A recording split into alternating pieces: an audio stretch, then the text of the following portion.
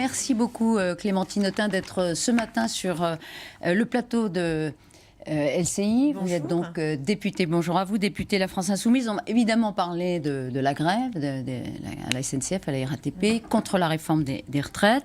Mais d'abord un mot, et plus qu'un mot sans doute, sur ce livre qui secoue en fait la société française. Il s'agit du livre de Vanessa Springora qui s'appelle Le consentement chez Grasset. Il est sorti hier très précisément. C'est un livre dans lequel elle relate la relation sexuelle amoureuse qu'elle a eue entre 13 et 15 ans avec l'écrivain Gabriel Matzneff, qui lui en avait 50, et elle y décrit le consentement de sa mère, de son entourage et de tout le milieu littéraire qui ne s'est pas élevé à l'époque contre cette relation. Au-delà du scandale sulfureux que cela révèle, Clémentine Autain, pourquoi ce livre est-il important ? J'ai d'abord envie de dire enfin un livre qui permet de comprendre, de saisir les mécanismes de la pédocriminalité, puisqu'il s'agit quand même de pédocriminalité. Et je crois que ce livre nous aide à comprendre comment un homme de 50 ans a pu ébranler cette jeune femme de 13 ans et réussir... Cette jeune fille, bien sûr, cet enfant. Cet jeune ado, enfant, même à 13 ans, entre 13 et 15, il faut quand même se rendre compte. C'est évidemment sa première relation sexuelle. Et elle est sans père, elle a un manque du côté de la figure paternelle. Elle a cet homme qui s'intéresse à elle alors qu'elle est très complexée. Et ce livre est tout à fait bouleversant parce qu'on voit comment elle tombe dans ses griffes et dans un système très pervers duquel elle a beaucoup de mal à se sortir, même si elle s'en sort autour de 15 ans. Et elle décrit de façon très sobre, mais on le comprend, la dépression, la destruction que cela a induit sur sa vie et de façon très durable. Et je trouve que il était temps parce que on a fermé les yeux évidemment à l'époque, ce qui est quelque chose de l'ordre de la non-assistance à personne en danger, avec des complicités multiples de la société tout entière, évidemment pour elle du côté de la famille, mais aussi à un moment donné, elle va à l'hôpital et de la même manière, il y a rien qui se met en branle, la justice, où on sait qu'à un moment donné, Matzneff est convoqué et il arrive, on lui dit, bon, on a reçu une lettre, évidemment, rien de spécial, on en reçoit une lettre, puis deux lettres, puis plusieurs. Et à chaque fois, il est bien accueilli. Et on lui dit, on est quasiment désolé de vous avoir dérangé. La maman qui, quelque part, non seulement laisse faire, mais accompagne à un moment donné cette relation. Il y a une forme de complaisance générale. Complaisance générale, aveuglement général, non-assistance à personne en danger. Et donc je dis enfin parce que moi j'ai essayé de réfléchir. C'est une autre époque. C'était une autre époque où effectivement il y avait une forme d'indulgence et surtout de fascination à l'égard d'un homme qui avait une place importante dans le monde littéraire et que finalement personne ne voulait déstabiliser parce qu'il était écrivain et que l'écrivain finalement ça a droit à ce genre de licence. C'était un peu ça l'idée.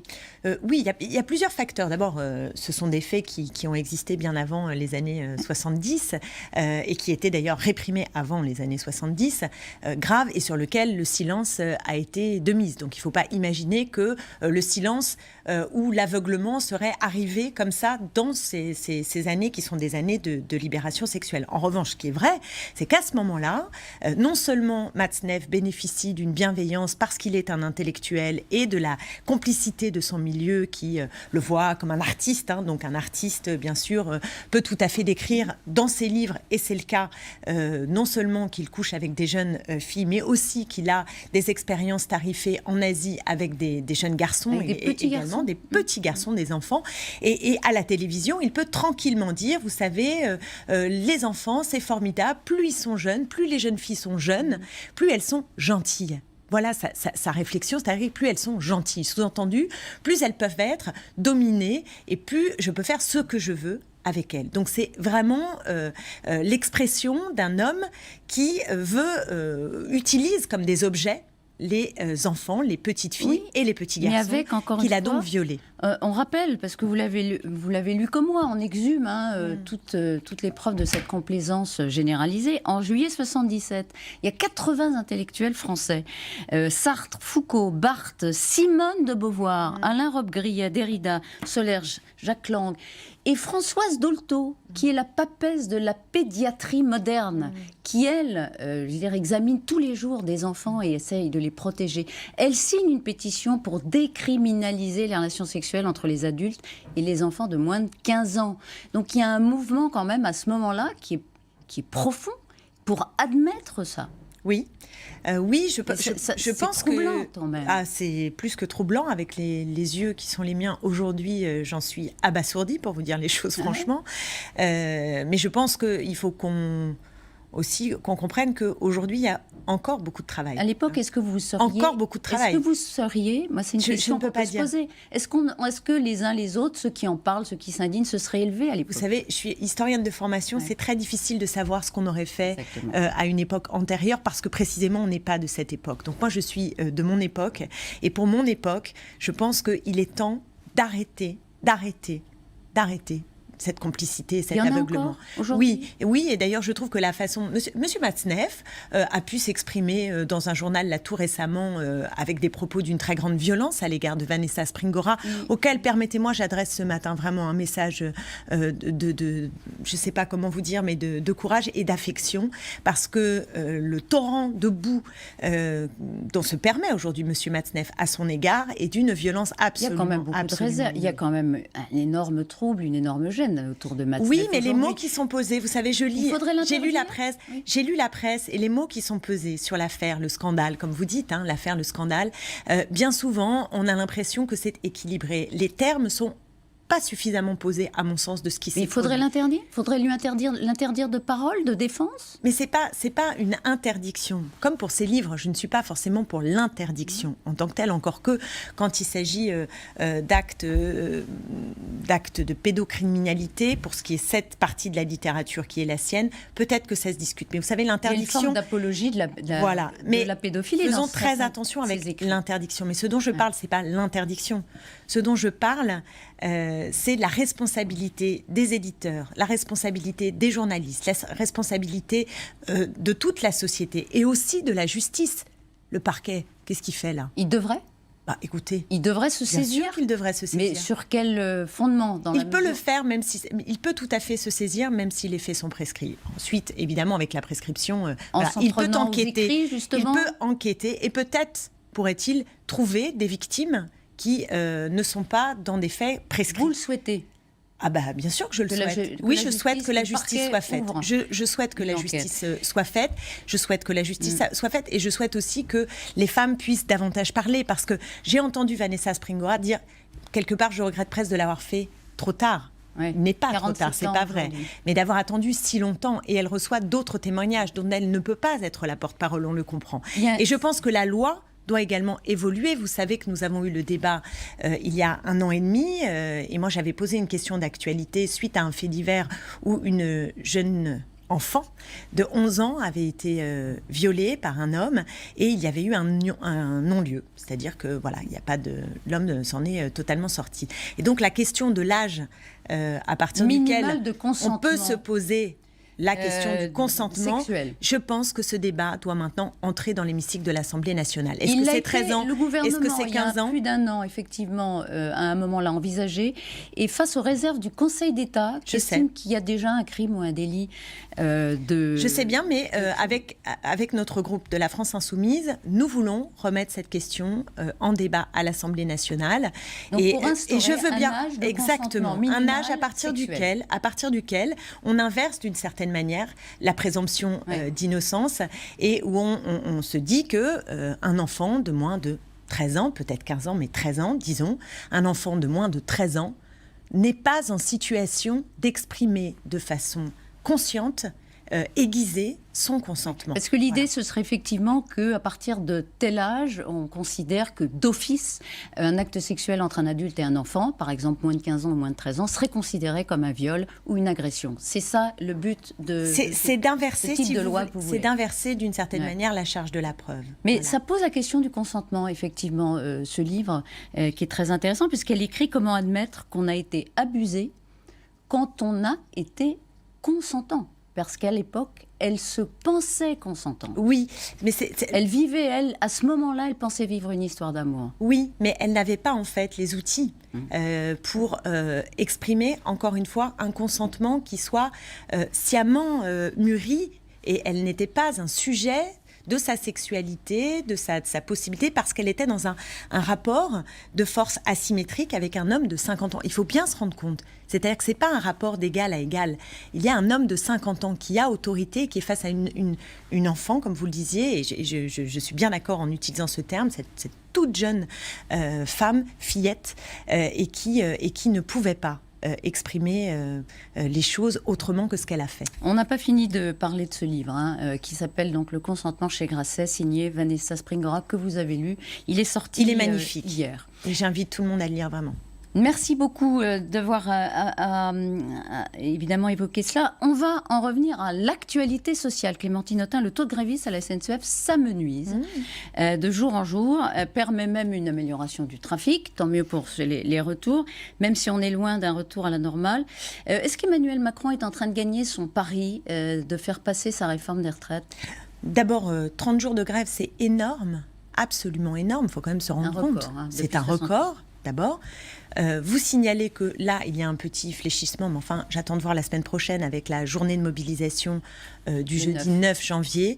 Et par ailleurs, vous avez des secteurs qui se mettent en grève. Il y a des secteurs de professions libérales, je pense à des infirmières ou à des avocats. Il y a Air France, 2 syndicats d'Air France qui viennent d'annoncer des grèves. Les raffineries qui promettent aussi de se mettre en mouvement fortement. Donc, ne croyez pas que les choses se calment, s'apaisent et que tout ça va passer comme une lettre à la poste. C'est pas du tout ce que je ressens. Vous pensez, même si vous comptez, le mouvement, vous dites la semaine prochaine il y aura une amplification du mouvement de grève. Je ne suis pas Madame Irma. Je souhaite qu'il y ait une amplification. Je pense que c'est un bras de fer très important face à ce gouvernement, parce qu'il touche à une question essentielle, la retraite, et quelque part au pacte entre les générations et à l'intérieur des générations. Et donc là, le gouvernement espère diviser les Français. Emmanuel Macron l'a répété pendant ses vœux. Il fera passer sa réforme. Il l'a fait, il a une détermination vous pensez, totale. Madame Martichoux, moi, je ne pense rien. Non, vous dites ce qu'il dit. Je vous interpelle juste comme ça, mais franchement, est-ce qu'un président de la République peut gouverner contre son peuple à ce point-là ? La contre-réforme qui est proposée par le gouvernement est rejetée par une majorité des Français. Elle n'est pas populaire. Les Français n'en veulent pas. Ils n'ont pas confiance dans Emmanuel Macron pour améliorer le système de retraite. Ils pensent qu'au contraire, on va aller vers un système qui va abaisser le niveau des pensions, nous faire travailler plus longtemps et donner au privé des parts juteuses de l'épargne retraite qui va devenir de plus en plus par capitalisation. C'est un grand débat. Capitalisation. Pourquoi dites-vous cela ? Dans la mesure où le système de répartition n'est pas menacé par la réforme même. Pourquoi vous dites qu'il n'est pas menacé ? Bien sûr qu'il est menacé par la réforme elle-même. Par quel Alors d'abord, on ne connaît pas exactement le détail de cette contre-réforme qui est censée être présentée le 22 janvier. Si, on peut tout de même en conclure, et je pense que si les Français sont à ce point en colère contre cette loi, c'est qu'ils ont compris l'objectif. L'objectif, c'est d'abord de faire des économies, alors que le système ne court pas à sa perte. Vous savez qu'il y a une manne importante qui nous permet de tenir, et si à un moment donné, il y a un déséquilibre numérique, c'est-à-dire plus de personnes qui sont en retraite, nous sommes en capacité de tenir avec notre système aujourd'hui par répartition. Mais surtout, si on partageait les richesses, si on partageait les temps de la vie, nous pourrions avoir une retraite à 60 ans pour tout le monde, maintenir un bon niveau de pension, voire même l'augmenter, et assurer à tout le monde un minimum du SMIC à la retraite. On n'en est pas du tout là, et ceux qui vont prendre le plus cher, vous le savez, ce sont celles et ceux qui ont des carrières hachées, qui subissent la pénibilité, et donc les Le femmes gouvernement dit le contraire. seront les premières victimes de cette contre-réforme des Le retraites. gouvernement dit le contraire. Est-ce qu'un compromis Mais le gouvernement est possible? dit n'importe quoi. Emmanuel Le gouvernement Macron passe son temps à raconter n'importe quoi sur ces questions. Et il sur les dit femmes, il dit que c'est les adversaires de la vraiment réforme formidable. multiplient les fake news. Mais c'est eux qui mentent. Ils mentent, et ils mentent éhontément, et les Français le savent. Sur les femmes, c'est insupportable de les entendre nous expliquer que leur projet pourrait améliorer la situation, alors qu'elles sont les premières à être à temps partiel, qu'elles sont les premières à avoir des bas salaires, qu'elles ont des carrières qui sont interrompues parce qu'elles ont le plafond de verre, parce qu'elles ont des enfants et qu'elles n'ont pas de place en crèche, des partages des tâches domestiques qui ne fonctionnent pas. Et donc je suis désolée, la réalité serait avec cette réforme que les femmes prendront encore plus cher. Donc il faut que cette réforme soit retirée, c'est ce que les Français veulent. Et si le gouvernement ne l'entend pas et continue à s'entêter droit dans ses bottes, il peut espérer gagner à court terme, au sens où voilà, il le fait passer, il a une majorité au Parlement. Mais je vous assure que la société qu'il prépare, c'est une cocotte minute. C'est extrêmement dangereux. Mais c'est pas il le paie. Oui, sans doute lui le paiera cher. Mais ne croyez pas que toute cette colère va disparaître tout simplement parce qu'il aurait une majorité au Parlement qui n'est pas une majorité dans la société. Mais alors, Emmanuel Macron a dit qu'il faut trouver un compromis. Vous n'y croyez pas? Alors, ça d'abord, aussi, il aurait du dû mensonge. Non, ce qui ne convient pas du tout, c'est que le dialogue social aurait dû avoir lieu avant. Mais or, quand vous écoutez, 2 ans, Clémentine Autain, ils ont même réussi à mettre dans un état d'énervement fort la CFDT, qui était pourtant, comme vous le savez, tout à fait prompte elle-même à négocier. Promotrice d'un système à points dont il ne pense pas qu'il est donc de la capitalisation à terme. Contrairement à ce que vous pensez, à ce que vous dites. En tout cas, la CFDT, qui était prête à négocier, est la première à expliquer que de dialogue social, il n'y a pas, et que les partenaires sociaux ne sont pas entendus. La CFDT le dit, et la CFDT est en colère. Et d'ailleurs, je pense que à la base, beaucoup enfin, ce que je veux dire, c'est que très concrètement, les gens font leur calcul aujourd'hui. C'est trop tard pour le compromis? C'est trop tard pour le compromis avec les syndicats? Moi, je ne vois pas de compromis comme issue à la colère sociale aujourd'hui. Vous voyez quelle issue? Le retrait. En 2 mots. Le retrait. Le retrait. Ce que nous demandons, c'est le retrait. Et la seule chose plus fracturée par un texte que le gouvernement aura réussi à faire passer, cette société, c'est ce que vous dites. Oui. Qu'est-ce que vous pensez de cette scène, de cette conductrice prise à partie par des non-grévistes il y a quelques jours à la RATP? On va en voir un petit extrait. Vous vous rappelez, c'est une conductrice non gréviste. C'est une femme qui était sur un quai de la RATP. Et elle a été prise à partie par des conducteurs grévistes de la RATP. Parce qu'elle ne faisait manifestement à bout, parce qu'elle ne faisait pas grève et qu'elle allait prendre son poste dans la cabine de pilotage du métro. Qu'est-ce que vous dites de ça? Évidemment, ce sont des scènes, quand on les regarde comme ça, on a peine pour la jeune conductrice parce qu'elle est dans un rapport de force, évidemment, qui est un peu... déséquilibré. Pour autant, ceux qui font grève aujourd'hui essayent de convaincre. Alors, je ne suis pas sûre que ces images permettent au mieux de convaincre. Est-ce que par tous les moyens, il faut mener cette lutte? Il y a cette conductrice non, mais qui est houspillée. faisons attention aux images. Il y a des coupures de courant. Il y a effectivement des raffineries qui peuvent être bloquées, qui empêcheraient les Français d'avoir leur plein d'essence éventuellement si ça durait, même si le gouvernement dit qu'il y a des stocks, mais etc. faisons attention à ces images-là, parce que on laisserait à penser que il y a une violence première qui serait celle des grévistes, alors il n'y a pas une forme de complaisance à l'égard de cette Non, il y a une violence première qui est celle du gouvernement. Il y a une violence première qui est celle aussi de ce discours qu'on entend sur les cheminots qui seraient des privilégiés, y compris les conducteurs de la RATP, sur des grévistes qui bloqueraient le pays. Aujourd'hui, ce qui bloque le pays, ce qui bloque la possibilité d'une amélioration de nos conditions de vie, c'est le gouvernement. C'est la première responsabilité. Radicalisation. Mais vous le voyez dans ces images, c'est ça que ça raconte. Pas un risque, mais alors vous le condamnez ou pas? Vous dites attention, je condamne le gouvernement. C'est un droit institutionnel. Précisément, je pense que ceux qui abîment ce droit sont ceux qui n'écoutent pas la colère sociale. Le risque de radicalisation, ceux qui seraient tentés par tous les moyens d'empêcher la réforme des retraites. Je suis en train de vous dire que la responsabilité de cette radicalisation, c'est le gouvernement. Quand vous avez un dialogue qui ne fonctionne pas, quand vous avez une surdité au sommet de l'État à ce point, quand vous avez du mépris de classe qui s'exprime dans la bouche du président de la République en permanence, pardonnez-moi, mais à un moment donné, vous générez des situations qui sont des situations conflictuelles de haut niveau. Ceux qui créent le conflit, c'est ceux qui imposent une réforme dont les Français ne veulent pas. Carlos Ghosn, un mot. Il est réfugié, entre guillemets, au Liban après une évasion rocambolesque du Japon.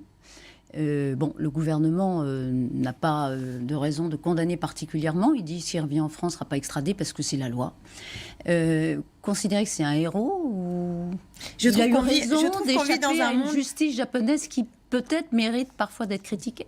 Je trouve qu'on vit dans un monde un peu étrange où justement les cheminots sont vécus comme des privilégiés. Vous avez Carlos Ghosn qui part en jet privé pour fuir la justice et qui a l'air, quand on regarde comme ça un peu, qu'on allume sa télé, comme le nouveau James Bond des temps modernes. Donc je trouve qu'on vit dans ce monde où un tout petit noyau se croit tout puissant, c'est le cas de Carlos Ghosn, parce que s'il a fui, c'est qu'il se croit tout puissant. En jet privé, c'est d'une indécence et d'une obscénité absolument incroyable, mais à l'image de ce qu'est la société aujourd'hui, comme cette légion d'honneur donnée au patron de BlackRock. C'est d'une indécence, Jean-François Cirelli, que le gouvernement assume de promouvoir dans la Légion d'honneur l'homme qui aujourd'hui... Un grand commis de l'État, dit-elle. Oui, bien sûr, un grand commis des groupes privés et de l'épargne retraite par capitalisation. Je trouve ça, dans ce moment qui est le moment de conflit sur les retraites, d'une indécence extraordinaire. Merci Clémentine Autain d'avoir été ce matin vous. sur le plateau d'LCI.